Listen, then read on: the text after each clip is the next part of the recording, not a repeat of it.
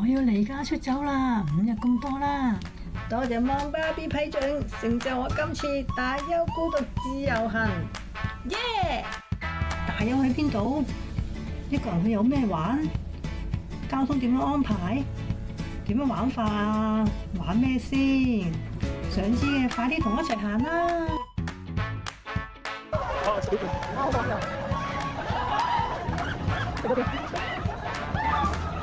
我都揾喺度。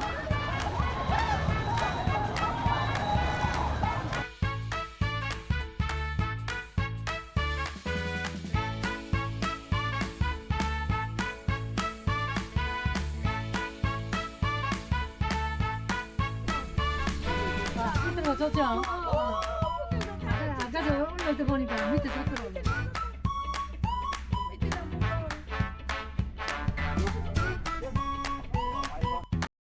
大家早晨，我係 Ann 啊。今日我哋咧會坐大邱嘅豪華觀光巴士玩一日，跟住去埋新世界百貨公司行下。我哋而家咧就嚟到大邱觀光巴士嘅第一站東大邱站啦。呢個巴士係循環巴士，有12個站俾你選擇，兩排座位。佢其實9點鐘左右咧已經班車喺度等人㗎啦，咁你可以早少少上車都可以去埋洗手間。買完飛之後咧，咁我今日咧就用呢個好似嚟自八達通個 T-Money 卡買嘅，咁之後佢會俾翻2張飛你嘅。呢個咧就係你如果去呢個前山搭纜車嘅話咧，就會有8折嘅。咁你記住買飛嘅時候咧，條 show 俾佢睇就有8折㗎啦。咁同埋佢會俾咗地圖我哋嘅，咁個地圖咧就以英文為主嘅，咁就可以去呢12個地方。咁咧就係佢呢度係隨上隨落嘅巴士嚟嘅，咁就係話即係你可以喺度落咗車之後咧，咁喺另外嗰啲站嗰度再上車都冇問題。但係要記住就係佢由1去到12，所以如果你譬如喺第7個站落咗車之後，你想翻去第6個站嘅話咧，咁就唔可以翻到去噶啦。你唯有咧就係坐到去終點站12嗰度，之後咧就轉過下一班車，之後先可以翻去之前嘅站嘅。咁所以大家規劃行程嘅時候就要小心啲啦。我第一站咧就嚟咗金剛石路。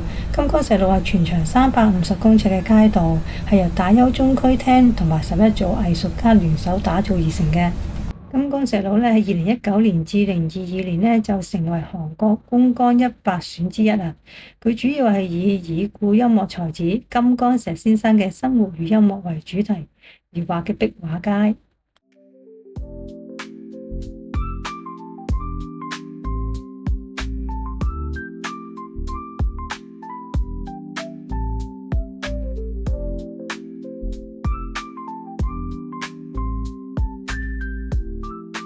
行完金剛石路之後咧，見有啲時間就過咗去另一邊，喺河邊嗰度咧見到好多魚啊，同埋咧有好多花啊，同埋睇埋啲楓葉咧就花翻上去。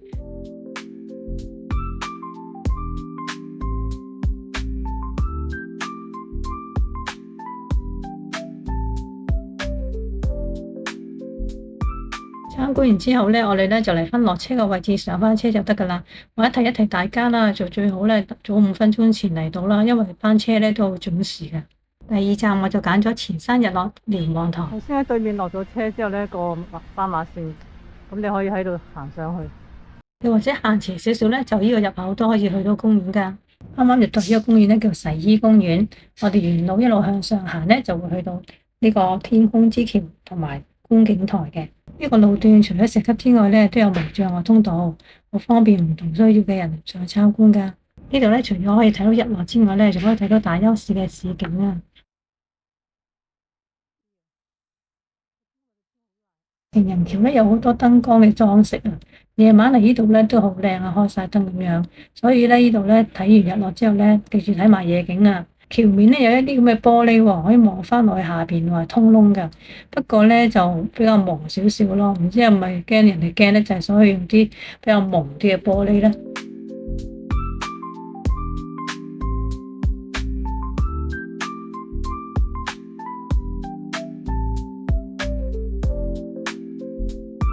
過橋咧對面咧有啲 camping 嘅設施啊，都幾得意啊。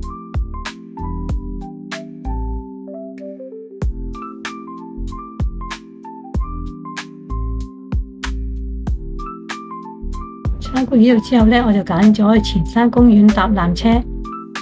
我要呢條斜路上咗嚟之後，就見到呢個樂豐江戰勝紀念館啊，好勁啊！大家不妨入去睇下啦。觀塘巴士落車之後5分鐘到啦，跟住呢度再行上去，可能都要10分鐘到先去到呢個纜車買飛嘅位置。公園裏邊咧就展示咗一啲軍用嘅武器啊，坦克車啊、飛機啊、大炮啊，同埋呢個導彈等等。雖然咧數量就唔係好多啊，但係咧都極值得參觀下。除咗室外展館咧，佢有室內展館嘅，不過咧參觀嘅嘢咧就唔係好多啦。咁譬如都係一啲槍械啊、一啲軍服啊咁樣，咁就應該唔係個個有興趣嘅。不過咧有一個地方咧，我覺得咧都推介俾大家嘅。佢樓上咧有個 VR 噶，大家可以上去玩下。不過咧 VR 咧佢有食飯時間㗎，好似係12點鐘至1點鐘，咁大家就避開呢個時間啦，同埋係唔需要預約嘅。呢個展覽館咧入場費係免費嘅，VR 咧都一樣係免費嘅。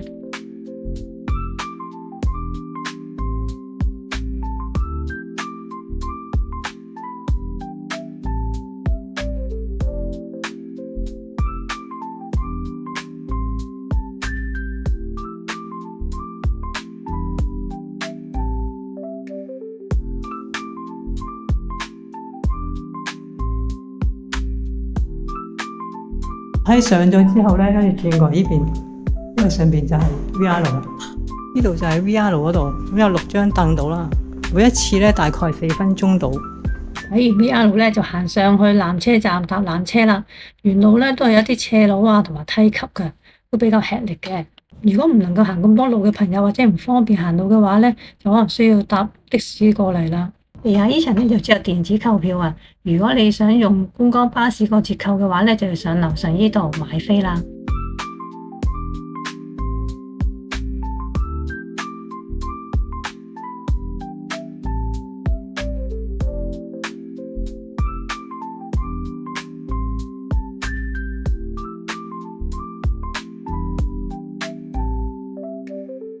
出咗纜車之後咧，轉右手邊就係去兔仔嗰個展望台嗰度嘅。沿路鋪砌咗石屎路咧，行得咧可以比較輕鬆啦。中途咧記得攞翻張明信片留念啦。有隻兔仔啊，同埋咧佢可以睇到好遠嘅大優市啊。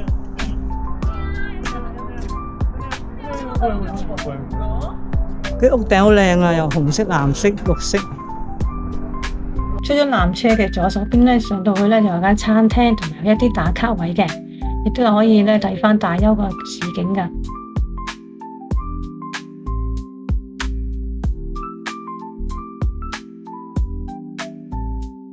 前面呢條樓梯咧係可以上到纜車站嘅頂部嘅，大家不妨上去睇下啦。因為我今次冇時間啦，所以咧我就冇上到去睇啦。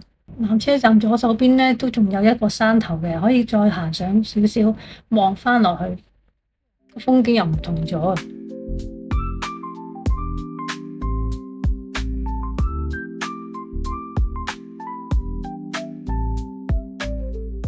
大家咧要留意翻喎，纜車咧佢唔係經常有車嘅，佢大概15至20分鐘一班車嘅。如果坐觀光巴士嚟參觀前山公園嘅朋友咧，咁時間就要拿捏得好啲啦。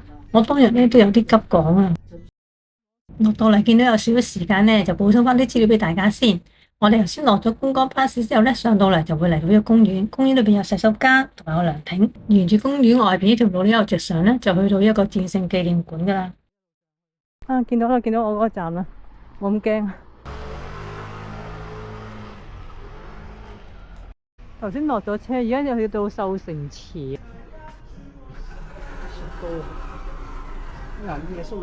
秀城池係大邱市內一個大型嘅人工湖，園內有完善嘅遊樂設施，湖上水上單車同埋自然嘅觀景，不同角度咧有不同嘅景色。秋天咧就有賞楓啦，同埋有蘆葦；冬天咧湖邊咧就開滿櫻花添。而韓國最大嘅音樂噴泉咧就位於秀城池，晚間咧會上演結合咗水舞、音樂、燈光效果嘅表演。而喺秀城池旁邊咧，就有好多唔同嘅特色咖啡廳同埋餐廳啊，咁可以一邊飲咖啡一邊欣賞表演啊。如果仲有時間，大家咧不妨咧去埋咧大邱知名嘅美食街野內街，又名德安街。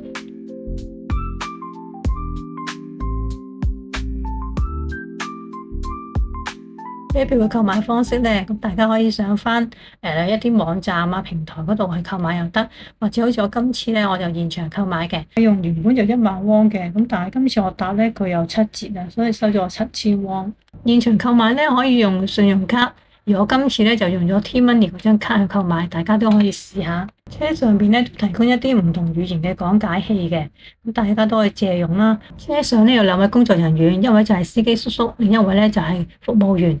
咁佢都識講英文咧，都幾流利嘅，咁溝通上係唔會有問題嘅。不過咧，可能食飯時間咧，服務人員咧就未必喺度，因為我試過食飯時間上車咧係得翻司機叔叔嘅，咁大家要留意翻。司機叔叔咧就只係能夠講到韓文嘅啫。服務人員咧都好熱情嘅，佢都會咧解釋翻講翻嗰12個地方咧有咩值得睇，大家可以跟翻自己興趣就選擇翻你想要去嘅地方啦。一日裏邊可能去到3至4個站，我今次就去咗4個站啦。觀光巴士嘅時間咧，每日咧就有7班車，由朝頭早9點半出發，每隔1小時咧就1班車嘅。最尾嗰班車咧翻到東大邱車站咧就係5點50分。最尾一站咧，大家咧其實可以唔跟車翻去東大邱站都得㗎。譬如你可以去到 eWorld 啊，或者係壽城池嗰度飲下咖啡，之後再搭其他交通工具翻市區。就旅遊巴咧會經過唔同嘅景點，我就會揀一啲比較偏遠、離開市中心遠少少嘅行程。同埋咧，因為咧有啲離開市中心嘅行程咧，係有啲車係去唔到㗎，而觀光巴士去落車個站咧係比較近嘅，而巴士咧就一定有位坐喎，佢座位咧好舒服㗎，仲可以校車，可以喺度瞓覺啊！我回程嘅時候咧都瞓咗一陣啦，本來可以去到一個地點嘅，不過太攰啦，所以咧我就早咗5點鐘到就翻去東大邱站啦。呢度咧就係東大邱站啦，前方咧就係巴士站啦。不過咧，東大邱站咧都幾大㗎，大家預翻時間揾翻正確嘅出口啊！呢度咧係東大邱車站，咁佢咧有嗰啲咧鐵路咧可以咧坐去唔同地方，應該可以去到首爾同埋係呢個釜山嗰度。呢度側邊有啲餐廳，大邱同埋釜山咧，中途可以過嚟呢度食啲嘢，跟住就繼續搭車過去。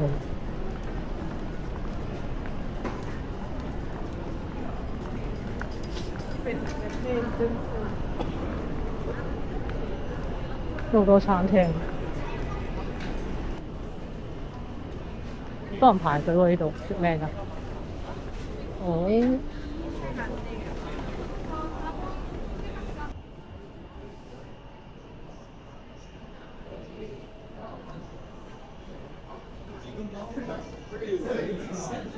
行完東大邱站之後咧，就過咗隔離嘅新世界百貨公司行下啦。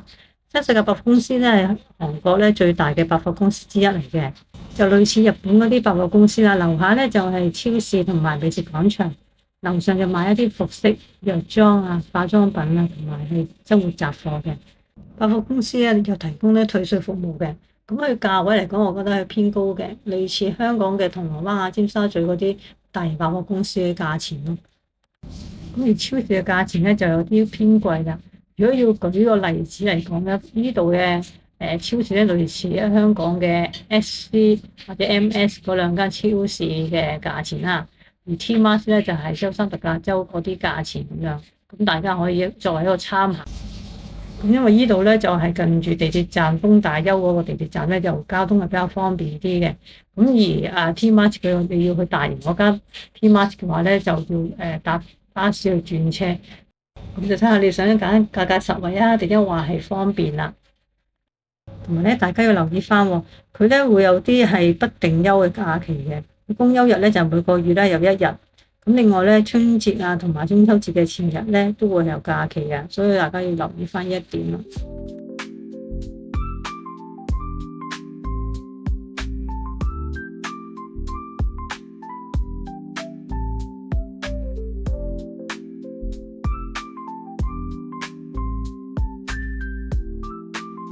點解回轉壽司？你有冇食過咧？